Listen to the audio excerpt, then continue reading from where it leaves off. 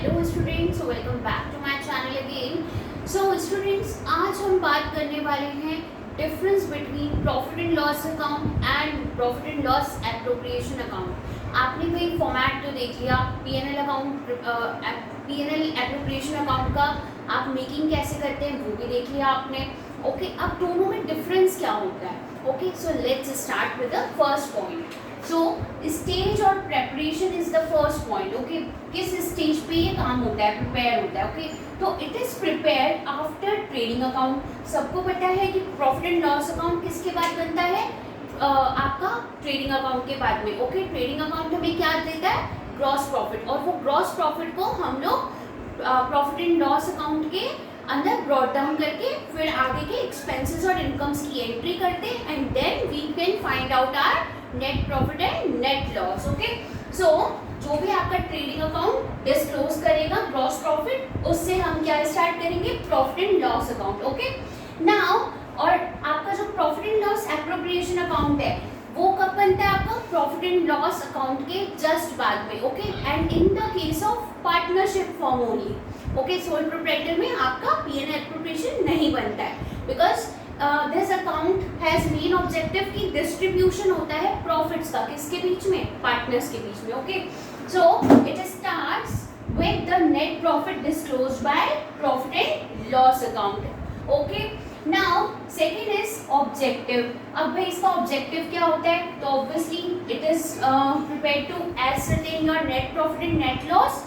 Okay, now what is the objective of P&L appropriation? तो distribution, किसका distribution? profits का distribution among partners. Okay, ये बात आप सब जानते हैं, but still we are revising the features again.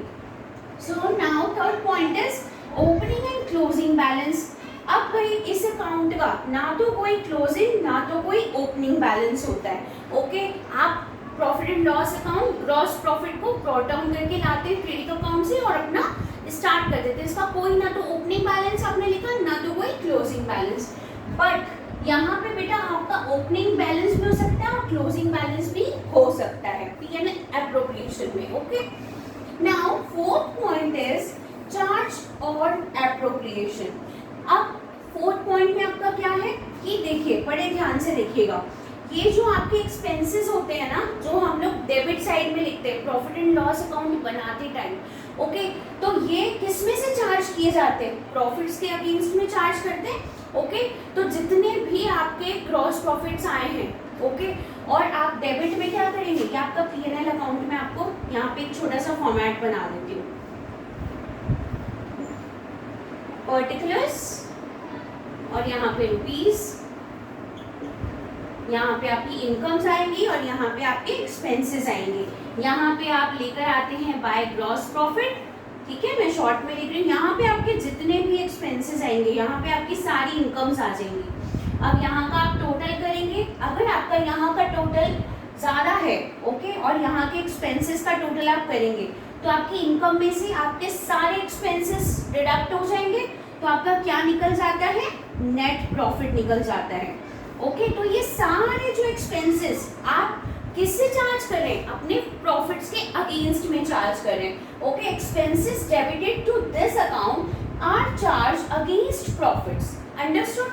Now here items debited to this account are appropriation of profits. Appropriation means distribution of profits. Okay, आपको यहाँ पे किसी के अगेंस्ट में कोई एक्सपेंसेस डेबिट नहीं करने हैं, आपको वो सारी चीज़ें, आपको वो प्रॉफिट्स डिस्ट्रीब्यूट करने हैं अमंग पार्टनर्स, जैसे आईओसी हो गया या फिर जो आपके डिविजिबल प्रॉफिट्स हो गए, सैलरी, बोनस, कमीशन, वो आप लिखते हैं यहाँ पर डेबिट में। Okay, understood?